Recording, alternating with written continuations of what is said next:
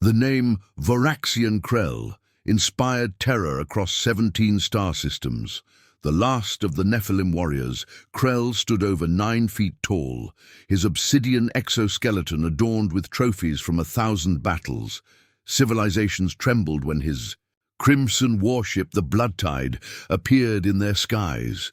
The Galactic Confederacy, comprising 37 species, had placed an astronomical bounty on his head, yet none dared claim it. When the Bloodtide entered the Rigel system, Admiral Merrick of the Confederacy fleet sent an urgent transmission. "Evacuate immediately. The destroyer approaches." Krell's reputation had reached mythical proportions. He had single-handedly decimated the Felorian Armada, the most advanced military force in the known galaxy. He had conquered the infamous prison, world of Tartarus, and freed its most dangerous inmates to serve as his army.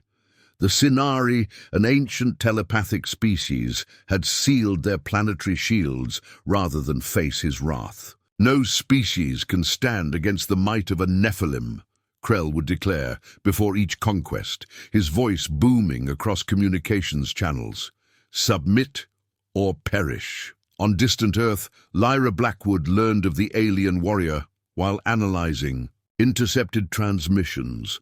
As part of humanity's nascent stellar defense force, she'd been assigned to assess potential threats. The SDF had only recently joined the Confederacy after achieving faster-than-light travel. This Krell individual appears to be systematically targeting strategic locations, Lyra reported to Commander Orion. Based on his pattern, Earth could be in his path within 6 months.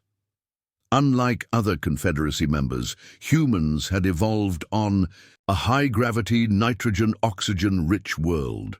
Their unique biochemistry and resilient physiology were still being studied by xenobiologists.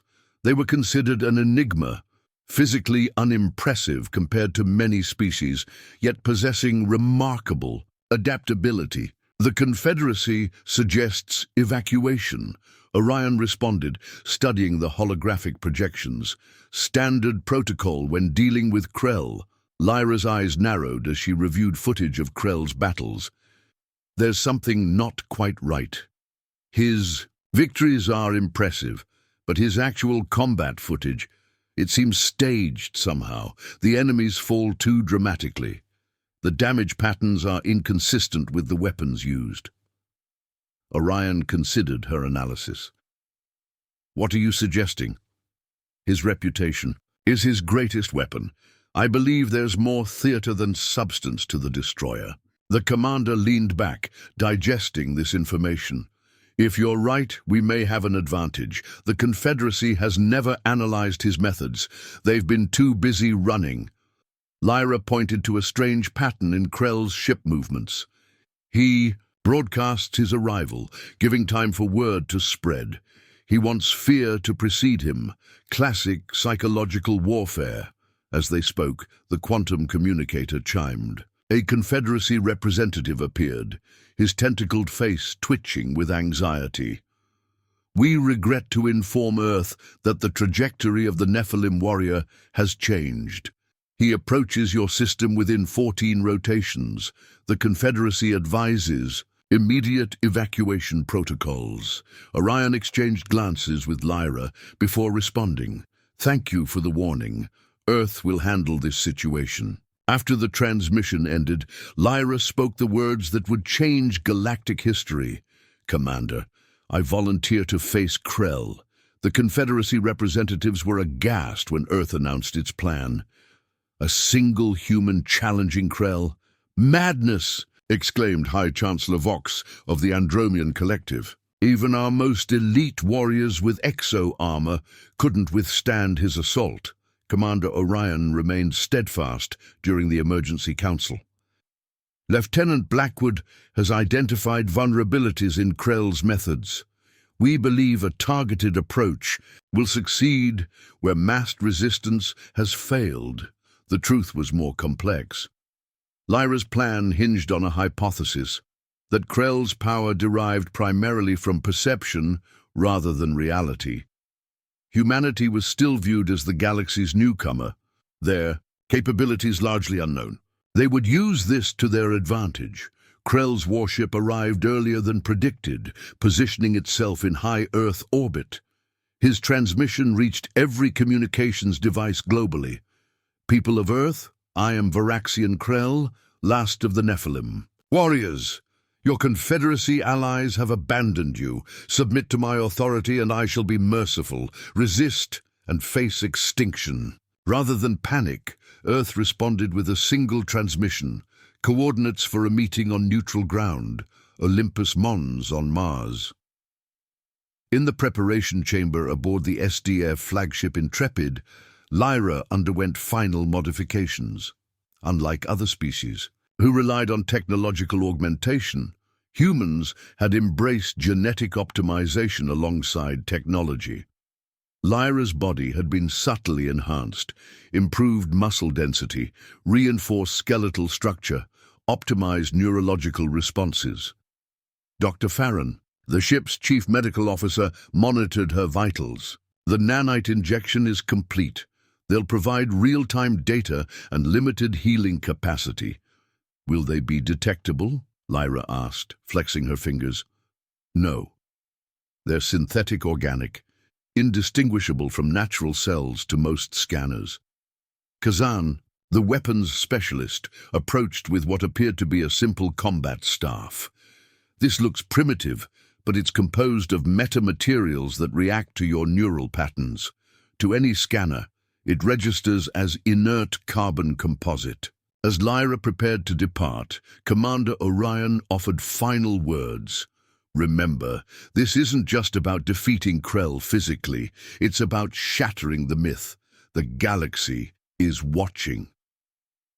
On Mars' rust-colored landscape, Lyra waited alone, her environmental suit protecting her from the thin atmosphere.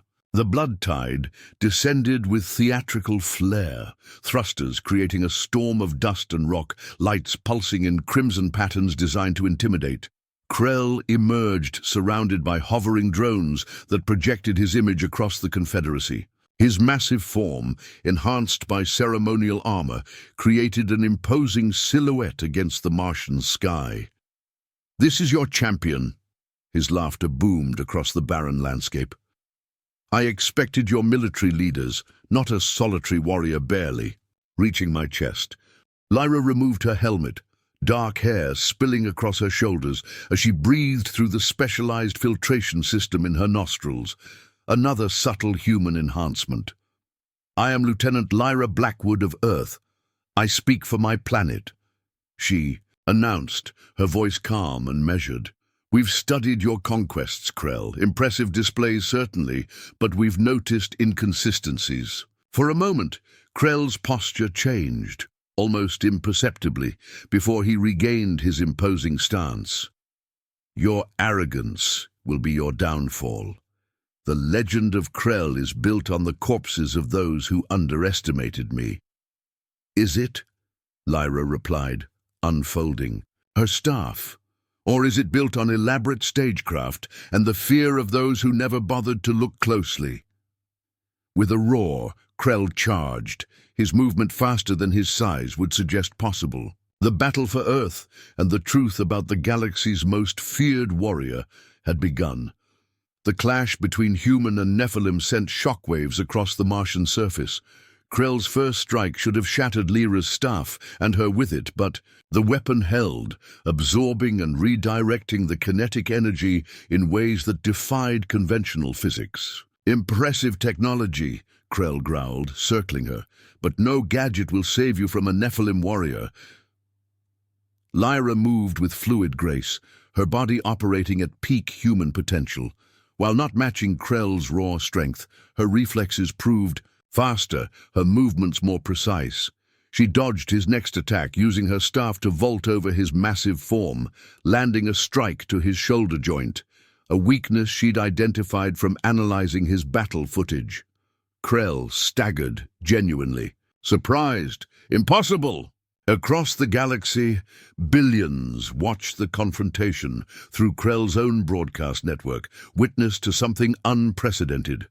the legendary warrior being matched by a single opponent. "Your reputation precedes you, Krell," Lyra said, maintaining her defensive stance, "but reputations can be manufactured. The Felorian armada you supposedly destroyed. Their vessels were already decommissioned. The prison break on Tartarus, those inmates were scheduled for release during a political transition." Krell's attacks grew more ferocious and less controlled. "Lies! I am the destroyer of worlds." Lyra continued her psychological assault while defending physically. "We've analyzed your conquest patterns. You target systems already weakened by internal conflicts or natural disasters. You time your arrival immediately after other catastrophes, claiming credit for destruction you didn't cause." The Nephilim's movements became erratic, his legendary precision faltering. For the first time, the galaxy witnessed something new in Krell: uncertainty. On the Intrepid, Commander Orion monitored neural telemetry from Lyra's nanites. "She's pushing him mentally while conserving energy. Classic human tactical approach. When outmatched in raw power, target the mind."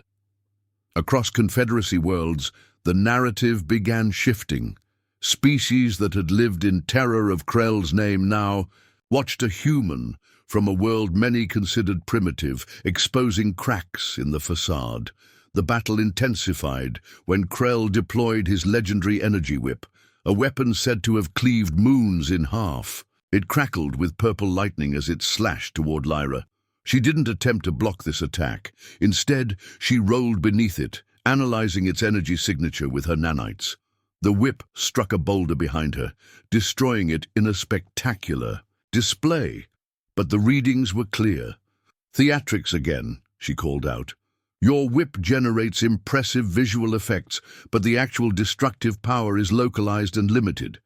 You've been augmenting your attacks with pre-planted explosives and projection technology."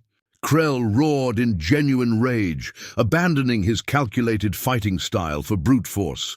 He charged Lyra with reckless abandon, leaving himself vulnerable.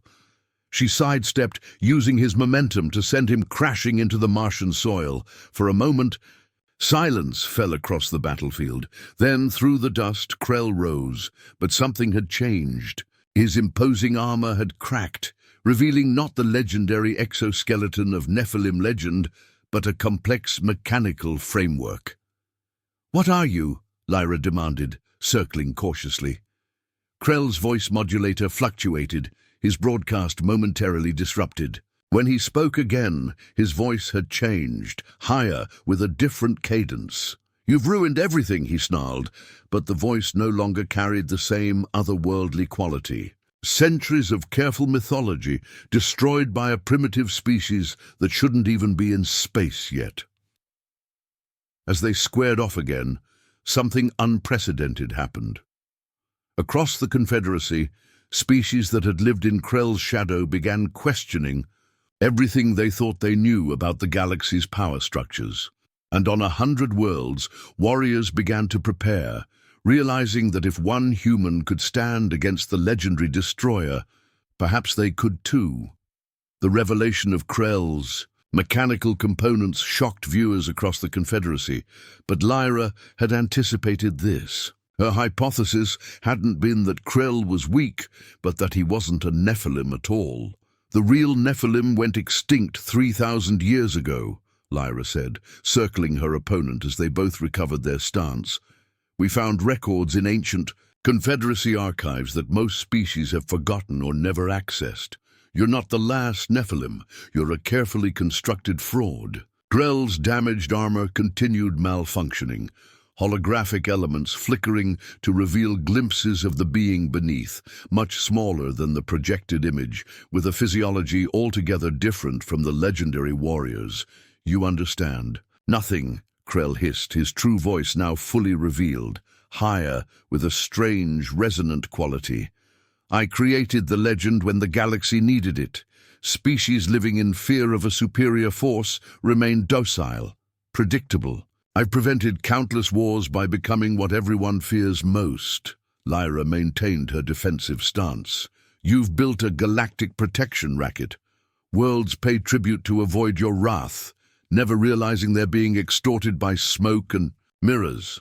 The battle resumed, but the dynamic had fundamentally changed. Krell fought desperately now, no longer to maintain dominance, but to preserve his secret. His movements were still dangerous. The mechanical exoskeleton provided genuine power, but without the mystique of invincibility, his tactical advantages were diminishing. "Who are you really?" Lyra demanded, deflecting a blow that would have shattered ordinary bones. "What species engineered this deception?" "I am the architect of stability," Krell shouted, launching a barrage of projectiles from his armor's hidden compartments. "Before me, the Confederacy was fragmenting. I gave them a common enemy, a threat greater than their petty differences." Lyra dodged the attack, using her staff to vault toward him. "You gave them a tyrant who extorted resources and perpetuated fear." Their combat moved across the Martian landscape, each exchange revealing more about Krell's true nature. His armor's systems were failing progressively, defensive shields shorting out, holographic enhancements dissolving. In Earth's tactical command center, analysts worked feverishly. "We're detecting multiple energy signatures from Krell's ship," reported technical specialist Kadira. "It appears to be preparing automated defensive measures." Commander Orion nodded grimly. "He's planned for this contingency. If exposed, he'd rather destroy the evidence, and anyone who's seen the truth." On Mars, Lyra received the warning through her nanite communication system. She needed to end this confrontation quickly. "Your ship is targeting us," she told Krell, "ready to eliminate all witnesses, including yourself. Is that how committed you are to this charade?" For the first time, Krell appeared uncertain. "The legend must survive. The Nephilim must remain feared, even at the cost of your own life. Who's really giving the orders, Krell? Are you the architect, or just another tool?" This question struck deeper than any physical blow. Krell froze momentarily, and Lyra seized the opportunity, striking precisely at the central power core of his exoskeleton, the vulnerability she'd identified from studying his movements. The armor system failed catastrophically, collapsing around its occupant. As mechanical components scattered across the red soil, the true form of the galaxy's most feared warrior was finally revealed. Where the mighty Nephilim had stood, a small, grey-skinned being remained, barely 4 feet tall, with large compound eyes and delicate six-fingered hands. He belonged to a species humanity had never encountered, but which the Confederacy archives identified as Illuvians, master illusionists and social engineers thought to have gone extinct centuries ago. "My name is Marek," he said, his voice now clear without the modulator, "and you've just destabilized 1,000 worlds with your meddling." In that moment, as Marek's words echoed across the broadcast, still streaming throughout the galaxy, the true battle was only beginning, not for physical dominance, but for the future of galactic society itself. Above Mars, the Blood Tide launched. Its attack, not the planet-destroying assault of legend, but a precisely targeted strike meant to eliminate all witnesses to Krell's unmasking. Automated defense systems deployed from the ship, converging on Lyra and the revealed Illuvian. "You don't understand the forces you're interfering with," Marek warned, as deadly drones surrounded them. "The Nephilim legend was engineered by powers beyond your comprehension." Lyra made a split-second decision. Rather than fighting the drones, she grabbed Marek, activating her emergency extraction beacon. "If you die here, we'll never know the truth." The extraction team from the Intrepid materialized in a flash of quantum teleportation, technology the Confederacy believed humans hadn't yet mastered. Within seconds, both Lyra and the former Krell were aboard the Earth vessel, watching as the drones obliterated the spot where they'd stood moments before. In the Intrepid's secure holding chamber, Marek sat, dejected, his small grey form a stark contrast to the terrifying figure he'd projected across the galaxy. The Illuvians were never extinct, he explained, his large eyes blinking in the ship's lighting. We became the unseen architects of galactic stability. When the real Nephilim destroyed themselves in civil war, we saw an opportunity. Commander, Orion leaned forward. You maintained the fiction of their existence to control the Confederacy through fear. To guide it, Marek corrected, the Confederacy species are prone to conflict. Without a common threat, they fragment into factional warfare. We calculated that a controlled threat, one that never actually destroyed worlds but merely demonstrated the capability, would preserve peace. Lyra studied the alien with a mixture of disgust and fascination. You've been manipulating entire civilizations, extracting tribute, and forcing compliance through manufactured terror. The tribute sustained our operations, Marek replied without shame. A small price for preventing interstellar wars that would have cost billions of lives. For 3 centuries, major conflicts have been averted. Before they could press further, emergency alerts blared throughout the ship.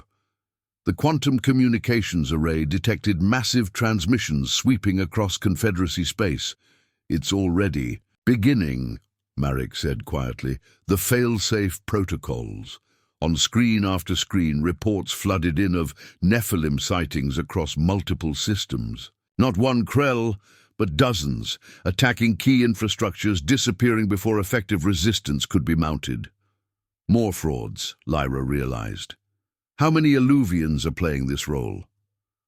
We are few, Marek admitted, but our technology allows us to project force where needed. The emergency protocol activates all sleeper agents simultaneously, the legend multiplied rather than destroyed. On the bridge of the Intrepid, tactical officers tracked the spreading chaos.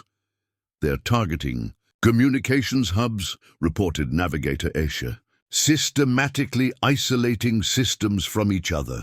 Commander Orion's expression darkened. They're trying to prevent the truth from spreading. Each system will believe they're under unique attack without realizing it's a coordinated deception. Lyra returned to the bridge, her mind racing through possibilities. We need to broadcast the truth everywhere, simultaneously. The Confederacy communications network is already compromised, Orion countered, and our technology doesn't have the reach. A slow smile spread across Lyra's face. No, but we have something better, something the Illuvians never anticipated. She turned to Communications Officer Tenzin. Connect me to Earth. It's time to activate the beacon protocol. As confusion spread across the galaxy, Earth implemented a contingency plan developed for this very possibility.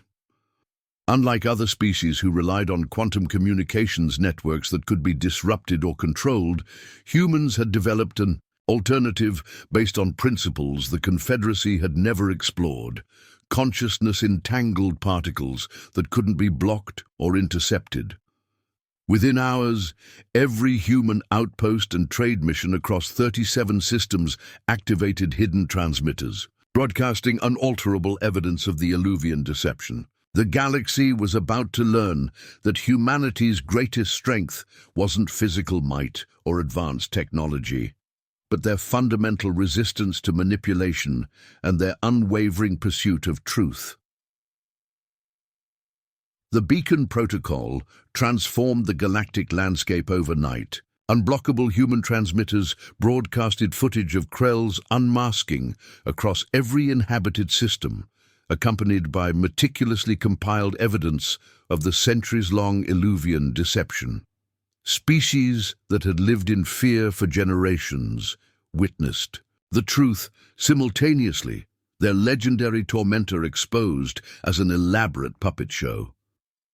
Aboard the Intrepid, Marek watched in disbelief as his people's carefully constructed order collapsed. You've doomed the Confederacy to chaos. Without the unifying threat, old conflicts will reignite. Billions will die in the power vacuum. That's where you're wrong, Lyra replied. You underestimated not just humanity, but every species you've manipulated. They deserve the dignity of facing the truth and determining their own futures. The immediate aftermath proved volatile. The Confederacy Council convened an emergency session with representatives from all 37 member species, demanding answers. Several systems declared independence, others formed defensive pacts against potential Illuvian manipulation still hidden among them. Earth's delegation, led by Commander Orion, arrived at the council with Marek in custody, not as a prisoner of war, but as evidence in what would become known as the Deception Trials. Humanity has been part of the Confederacy for less than a decade, Orion addressed the assembled representatives. We entered this community believing in its principles of mutual respect and cooperation. Instead, we discovered its foundation was built on carefully orchestrated fear. The Andromean High Chancellor rose from his seat. How did humans pierce this deception when species with far more advanced technologies failed for centuries? Lyra stepped forward. Your technological superiority became your vulnerability. You relied on sensors and data networks that could be manipulated. Humans still trust our intuition, the sense that something isn't right even when all measurements say otherwise. In the days that followed, more Illuvian operatives were discovered throughout Confederacy institutions. Their network had been vast, influencing everything from trade agreements to cultural development. Some species called for retribution, but Earth advocated for a different approach. The Illuvians weren't entirely wrong about one thing, Lyra explained during a crucial council session. The Confederacy does need unifying forces, but based on cooperation, not fear. She proposed a radical restructuring of the Confederacy, transforming it from a loose association dominated by ancient powers into a true democratic federation where each species, regardless of technological advancement, would have equal representation. Humanity doesn't seek to replace the Illuvians as galactic orchestrators, she concluded. We want to be partners in building something sustainable, something genuine. Against all expectations, the proposal gained momentum. Species that had competed for millennia found common purpose in rebuilding. The human approach to problem-solving, practical, adaptive, and fundamentally optimistic, provided a framework for collaboration that transcended old divisions. 6 months after Krell's unmasking, Lyra stood on the observation deck of the newly commissioned Federation flagship Unity, watching representatives from 43 species, including 6 new members, board for the inaugural journey to establish embassies across formerly isolated regions. Marek, granted conditional amnesty in exchange for revealing Illuvian secrets, approached her. His people had been integrated into the Federation under strict oversight, their illusory talents now directed toward cultural exchange and education. I still don't understand how you knew, he said, his large eyes studying her. How did one human see through centuries of perfect deception? Lyra smiled. It wasn't perfect. Every illusion, no matter how masterful, has inconsistencies. Humans have always been good at spotting patterns and the gaps between them. She turned toward the viewport, where Earth was visible as a blue jewel against the blackness. But more importantly, we recognize the fear you used as a tool because we've used it against ourselves throughout our history. We've learned that societies built on fear eventually collapse. Only those founded on truth endure. As the Unity prepared for departure, carrying the promise of a genuinely united galaxy, communications officers received an unexpected signal from unexplored space beyond the Federation's borders. The message was simple but clear. We've been watching. Perhaps now we can talk. The galaxy had feared the legendary Nephilim warrior until one human changed the game. Now species that had cowered in isolation for centuries were stepping forward, reaching out to a community no longer defined by terror, but by the uniquely human qualities that had shattered the illusion: curiosity, perseverance, and the unshakable belief that truth, no matter how difficult, was always worth pursuing. In exposing one deception, humanity had opened the door to possibilities no species had imagined possible. The legend of Krell was finished, but the legend of Earth and its role in transforming the galaxy was just beginning.